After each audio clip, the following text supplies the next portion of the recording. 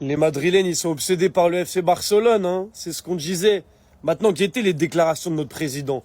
Comment vous voulez qu'on soit pris au sérieux au bout d'un moment? Johan Laporta, je crois en Dieu, il m'aide à y croire, même si je ne suis pas un catholique pratiquant. La dinguerie arrive après. Le paradis, pour moi, c'est l'endroit où toutes les 5 minutes, le Barça marque contre Madrid. Et vous savez ce que c'est le pire? C'est la phrase d'après. Si Dieu existe, c'est un coulé.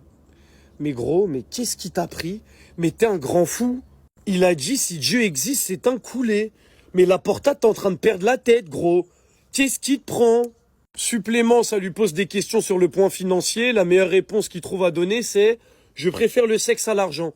Je n'ai rien d'autre à dire. Le sexe, c'est la santé. Ah, t'as rien d'autre à dire, gros. T'es dans un des clubs les plus endettés d'Europe, mais t'as rien à répondre d'autre que le sexe. C'est ça le délire. Les gars, notre président, il vient de nous ridiculiser en public, la vérité.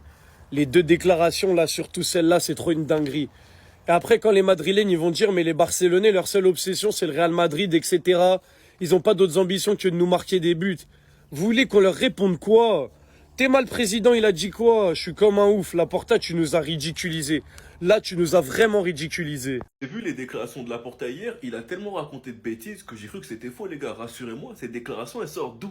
Non, vraiment, mon président, il est gâté, hein. On commence fort. Je préfère le sexe à l'argent. Je n'ai rien d'autre à dire, le sexe, c'est la santé. Donc en fait, durant les soirées pizza, pendant le Laporta Time, le pizza time de Laporta, ce fameux tweet applaudissements dans les bureaux, c'était pas avec des mains, les gars. Franchement, les gars, je comprends mieux, mais si ça s'arrêtait qu'à là, les gars, encore c'est rien. Un président du Barça doit être responsable, il doit toujours dire la vérité, car le Barça n'a qu'une parole. C'est Laporta qui nous parle de dire la vérité. Ensuite, il parle de la relation avec Messi. Nous avions une excellente relation avec Messi qui s'est détériorée lorsque nous n'avons pas pu renouveler son contrat. Mais elle s'améliore à nouveau. Nous espérons qu'il pourra recevoir le grand hommage qu'il mérite vraiment. Et pour moi, ce grand hommage doit passer par un retour de Messi. Laporta fait tout ton possible pour ramener Messi en janvier. Ce qu'il faut savoir, c'est que Gavi est blessé et que ça peut être compté comme une longue blessure. Donc il peut y avoir de l'espace pour ramener un joueur au mercato hivernal. Bref, je parlerai de ça à part dans une autre vidéo. Il a aussi déclaré: je ne suis pas particulièrement intelligent ou sexy, juste astucieux et charmant. J'ai dit, les gars, l'ancien, il est en roue libre. Je pense pas être un bon partenaire, peut-être pour les couples instables. Et ensuite, il a déclaré: il faut être un passionné de football pour être président du Barça. On n'en saura jamais plus qu'un entraîneur ou un directeur sportif, mais il faut vivre et respirer le football pour comprendre ce que cela signifie. Franchement, Laporta, je sais pas ce qu'il a, les gars, mais il est en pétard. Enfin bref, sinon vous, les gars, vous en pensez quoi? Ramenez-vous sur Snap, on s'ennuie.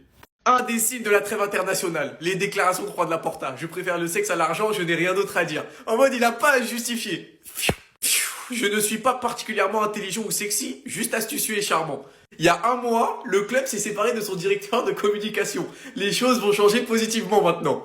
Les gars, c'est magnifique, hein, et il y en a pour toutes les doses. Un président du Barça doit être responsable, il doit toujours dire la vérité, car le Barça n'a qu'une parole. Vous ne pouvez croire personne, mais il doit vous croire, et pour qu'il vous croie, vous devez faire ce que vous dites. Le président doit aimer le Barça à la folie, il doit aimer les gens, il doit faire passer les intérêts du Barça et du peuple avant les siens. Franchement, on a le meilleur président du monde. Il nous fout la honte, hein. Il nous fout la honte. Mais il est drôle. Ce jour-là, moi, je pensais qu'il avait une bonne nouvelle. C'est pour ça qu'il s'était allongé sur la pelouse du Camp Nou. Mais en fait, maintenant que je vois les déclarations, je comprends mieux ce qu'il a fait sur la pelouse du Camp Nou. C'était pas une vidéo d'annonce, c'était pas une officialisation. Au moins sur ça, j'espère qu'il va tenir sa promesse. Nous avions une excellente relation avec Messi qui s'est détériorée lorsque nous n'avons pas pu renouveler son contrat, mais elle s'améliore à nouveau. Nous espérons qu'il pourra recevoir le grand hommage qu'il mérite vraiment. J'espère qu'il attend pas l'ouverture du Camp Nou pour rendre hommage à Messi, hein. Dites-moi vous en pensez en commentaire, les gars, c'est pas aux hommes, vous êtes des bons, nous, on avance. Vous avez vu les déclarations de Laporta, les gars? Je crois qu'il est venu sous marijuana. Je crois qu'il était sous pilon. Wesh! Dites-moi que c'est faux. Je crois en Dieu, il m'aide à y croire. Même si je ne suis pas catholique pratiquant, le paradis pour moi c'est l'endroit où tous les 5 minutes le Barça marque contre Madrid. Si Dieu existe, c'est un couleur.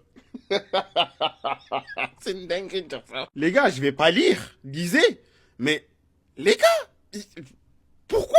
En fait, tellement il est sous marijuana, il veut nous faire croire que, potentiellement, Lionel Messi, il serait apte à revenir au Barça, mais bon. Bon. Il dit que ses relations avec Messi, elles se sont améliorées, et donc, il faut lui faire les adieux qu'il mérite, entre guillemets. Bon. Il va enjailler la communauté barcelonaise qui vont croire que pendant le mercato hivernal, il va venir alors que, ça y est, c'est fini. Mais hier, en fait, sa conférence de presse, c'était un sketch. C'était un sketch. Il a rien dit de pertinent, que des conneries, que des âneries. En fait, j'ai capté Laporta. Au-delà même de ses fonctions, c'est un mec, c'est un humoriste. C'est un mec drôle. Mais Laporta, non, on veut pas de mecs drôles, on veut des mecs sérieux. Commence à faire ton travail. Laporta qui aime les galipettes, encore un blessé au club. Il s'agit de Ferran Torres. Pas de blessure musculaire, mais une fatigue musculaire. Diolbo s'est confirmé pour 3-4 semaines, il veut revenir pour Classico, mais bref. On l'avait dit, effectif court, surcharge, qui a pu en tirer de cet effectif 150 voire 200%. Ça allait pas faire la même chose cette saison, c'était sûr. Finalement, tu arrives à prendre des joueurs parce que Ter Stegen a signé son truc pour 4 mois. Et après ça, et même avec ça, tu n'arrives pas à enregistrer un joueur à 2 millions. Puisque René Bardghji a été signé, enfin avec la B, enregistré. Écoutez, vive les femmes, vive les hommes pour les femmes, enfin je veux dire, et vice-versa, bref, vous avez capté. Parce que le plus important en vrai, c'est pas le 1 pour 1, c'est pas l'argent, c'est pas le retour au stade. L'année prochaine, le grand neuf avec Déco, et les galipettes sous la couette. Voilà. À un moment, je veux bien qu'on parle de détourner l'attention. Parce que je dis que Laporta est un politicien, vous voulez pas écouter. Là, vous croyez qu'il dit ça pourquoi? Vous croyez qu'il est bête? Vous croyez Laporta, il est bête? C'est vrai. J'ai dit, hein, défenseur central, attaquant, un autre défenseur central. De toute façon, le Rashford, s'il marche dans tous les cas, on devra acheter un mec à gauche. On verra, vous verrez. Le mercato l'année prochaine.